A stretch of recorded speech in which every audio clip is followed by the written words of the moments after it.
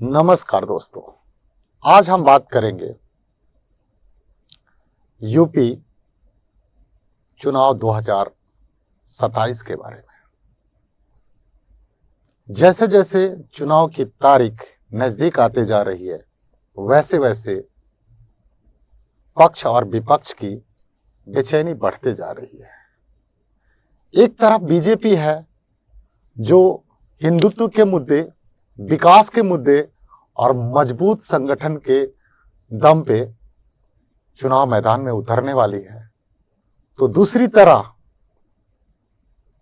अगर देखा जाए तो एक चौपाल नजर आ रहा है।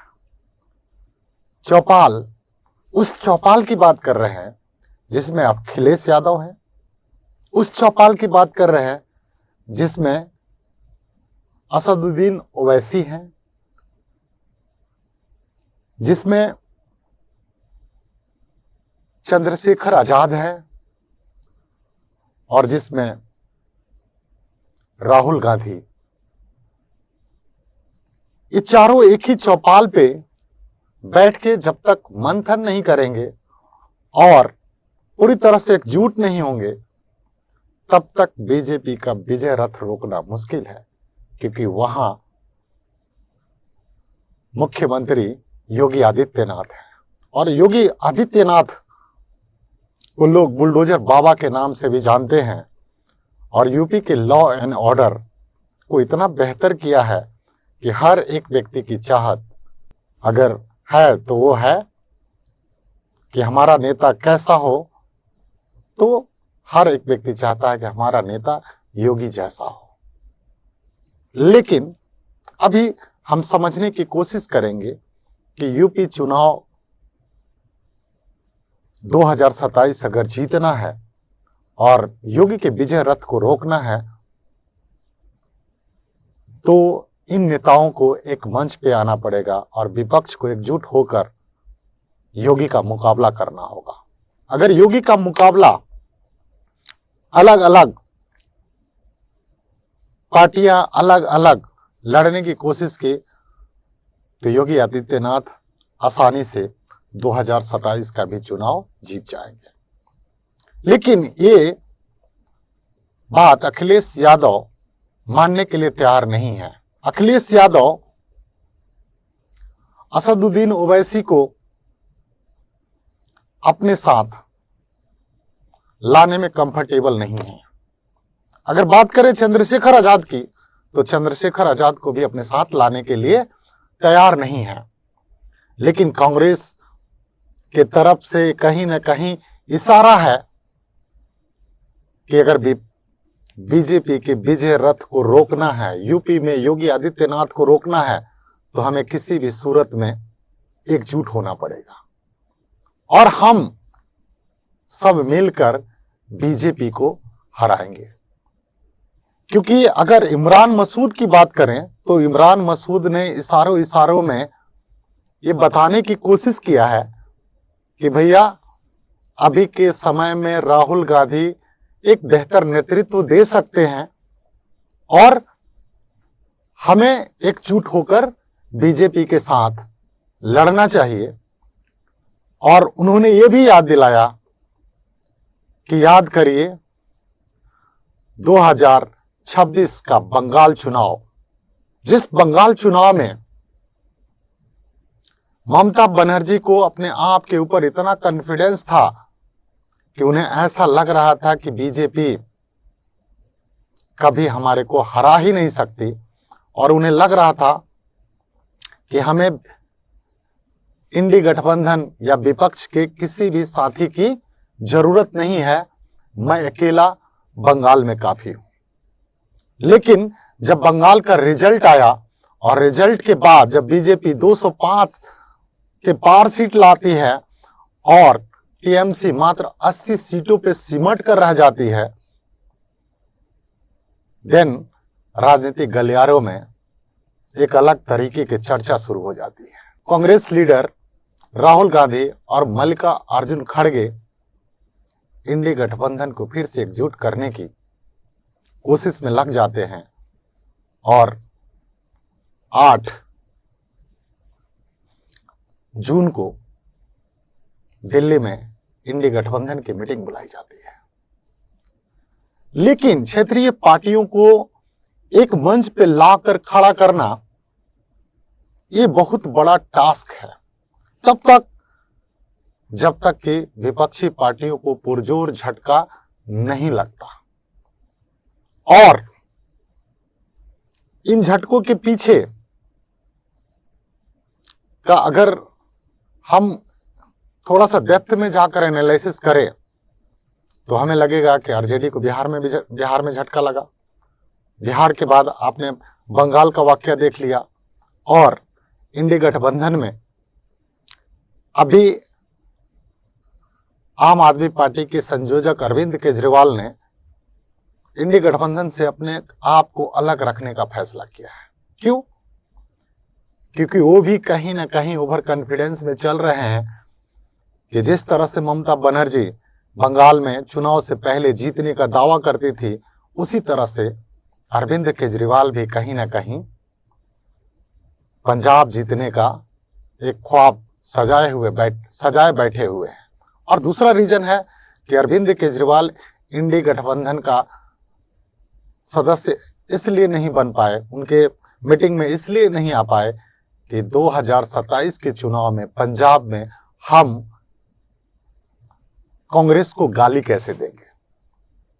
गाली देने वाला भी तो एक विपक्ष होना चाहिए। क्यों?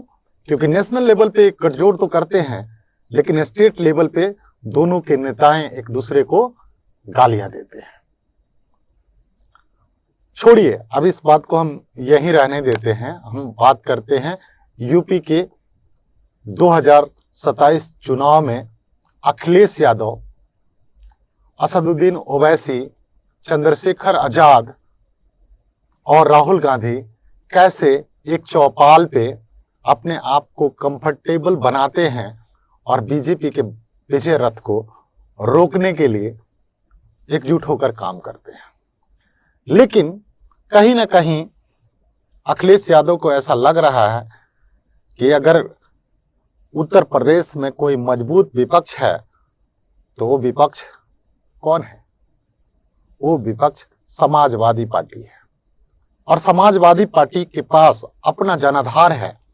अगर हम बात करें तो ओबीसी का जनाधार है, दलितों का जनाधार है, और मुस्लिम का जनाधार तो अभी तक उनके साथ देखा जाता था। क्योंकि जब से मुलायम सिंह ने कार सेवकों पे गोली चलवाई, तब से समाजवादी पार्टी को अपना पार्टी मानता है।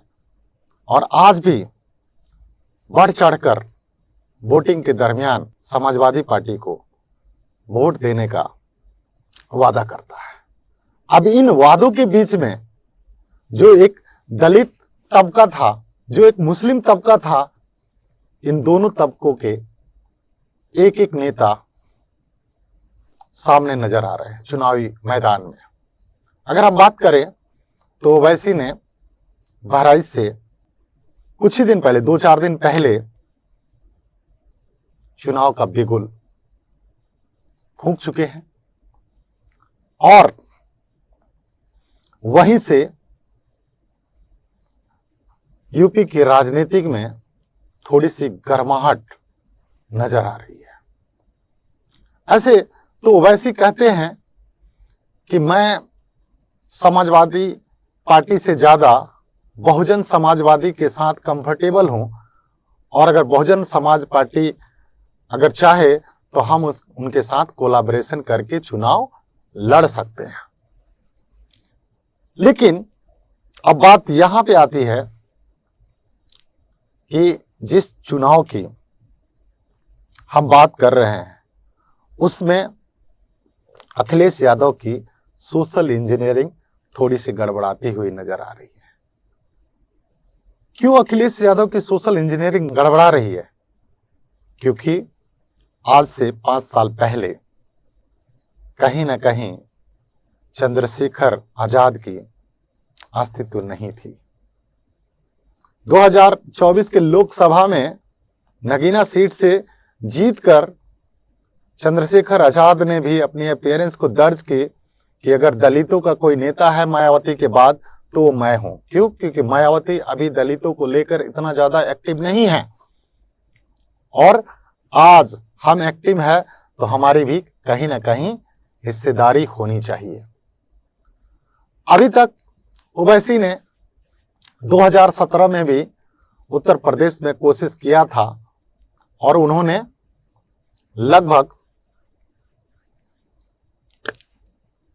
38 सीटों पे चुनाव लड़ने की कोशिश किया और लगभग नाकाम रहे।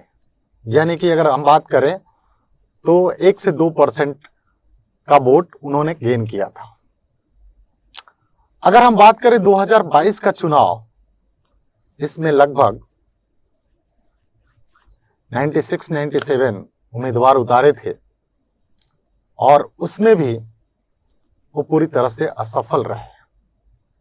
लेकिन इस बार जब बहराइच पहुंचे और जब उनसे पूछा गया कि आप इस बार यूपी में कितने उम्मीदवार उतार रहे हैं, तो उन्होंने बोला कि कम से कम 200 उम्मीदवार तो उतारेंगे, लेकिन अगर किसी मजबूत पार्टी से गठबंधन हो जाता है जो बराबरी का सम्मान देने की बात करते हैं, तो कुछ सीट में माने कमी भी आ सकती है, यानी कुछ और सीट घटती है तो भी हम चुनाव लड़ सकते हैं। अब इतने सारे माजरे को समझने के बाद अब हमें इस तरह से लगने लगा है कि विपक्ष पूरी तरह से डरा हुआ है और विपक्ष के जो भी नेता हैं उनके मन के अंदर एक बात तो चल रही है कि अगर योगी को हराना है तो एकजुट होना पड़ेगा। योगी को हराना है तो चौपाल पे, यानी कि राजनीति चौपाल पे हमें एकजुट होकर आना पड़ेगा। अगर हम एकजुट होकर नहीं आते तो 2027 का विजय रथ हम नहीं रोक पाएंगे। क्योंकि अगर हम बात करें तो 2017 के यूपी विधानसभा चुनाव में बीजेपी ने 403 सीटों में से लगभग 312 सीट अपने दम पे लेकर आई थी और उस समय सपा मात्र 47 सीटों पे सिमट के रह गई थी। अगर हम बात करें तो 2017 में बीएसपी मात्र 19 सीटों पे सिमट के रह गई थी और कांग्रेस मात्र 7 सीटें ही लेकर आ पाई थी। लेकिन 2022 आते आते अखिलेश यादव ने अपने आप को थोड़ा सा गेन किया, यानी कि 47 सीट से वो कहां पे पहुंच गए, लगभग 111 सीट पे पहुंच गए। कांग्रेस 2 सीटें ले आई और बीएसपी 1 सीट लेके आई और उस समय भी बीजेपी बहुमत के आंकड़े से काफी आगे थी, यानी कि 255 सीटें ले आकर योगी के नेतृत्व में बीजेपी ने फिर से यूपी में सरकार बनाई। लेकिन 10 साल में काफी बदलाव देखने को मिला है। 10 साल में योगी के कार्यकाल से लगभग लोग ये आश्वस्त हैं कि अगर कोई गुड गवर्नेंस दे सकता है तो योगी से बेहतरीन कोई गुड गवर्नेंस नहीं दे सकता। और यही वजह है कि विपक्षी पार्टियों को भी लगने लगा है कि अगर 2027 के चुनाव जीतना चाहते हैं तो हम सबको एकजुट होकर चुनाव लड़ना होगा। कांग्रेस बेशक बड़े भाई का रोल अदा करने की बात कर रही है, लेकिन वहां पे समाजवादी पार्टी का जनाधार अभी सबसे मजबूत है और अगर एक चौपाल पे आते भी हैं तो समाजवादी पार्टी ही 2027 के यूपी चुनाव के लिए सीटों का बंटवारा में अहम भूमिका निभा सकती है। और अखिलेश यादव अगर कोई बहुत बड़ी मजबूरी नहीं हुई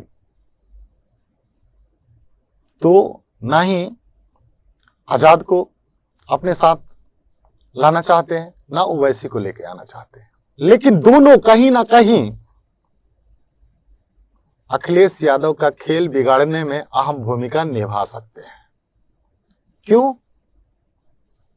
क्योंकि ओवैसी कह रहे हैं कि हमारे समुदाय के लोगों का एक अलग अस्तित्व होना चाहिए। वहीं चंद्रशेखर आजाद कह रहे हैं कि हमें और हमारे लोगों का एक अलग कैडर और जनाधार होना चाहिए।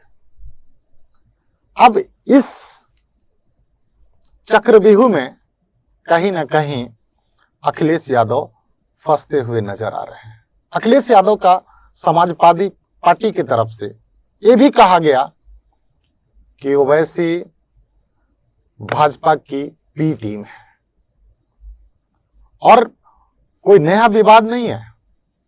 कई बार इस तरह का एलिगेशन लगते आया है और कई स्टेट में इस तरह का लगते आया है कि जो रूलिंग पार्टी है या जो जीतने वाली पार्टी है और जो हारने वाली पार्टी यही कहती है कि ये बीजेपी की बी टीम है। और इस तरह की बातें तो ओवैसी जी को सुनना ही पड़ता है। लेकिन अब मुद्दा है 2027 का चुनाव, और 2027 के चुनाव को अगर जीतना है तो एक मंच पे मजबूती से खड़ा होना होगा। अगर एक मंच पे मजबूती से विपक्ष खड़ा नहीं होगा तो शायद 2027 में 2022 से भी कम सीटें हासिल हो, ऐसा मैं इसलिए कह रहा हूं कि सभी विपक्षी पार्टियां अलग अलग एक दूसरे के वोट को काटने की कोशिश करेगी। बीजेपी का जो कोर वोटर है उसमें कहीं भी किसी भी तरह का बंटवारा नहीं दिख रहा है। तो थैंक यू। 2027 के यूपी विधानसभा चुनाव के बारे में हमने बात की और इसी तरह से हम प्रोग्राम लेकर आते रहेंगे। अगर आपको अच्छा लगा हो तो कमेंट्स बॉक्स में जरूर बताएं।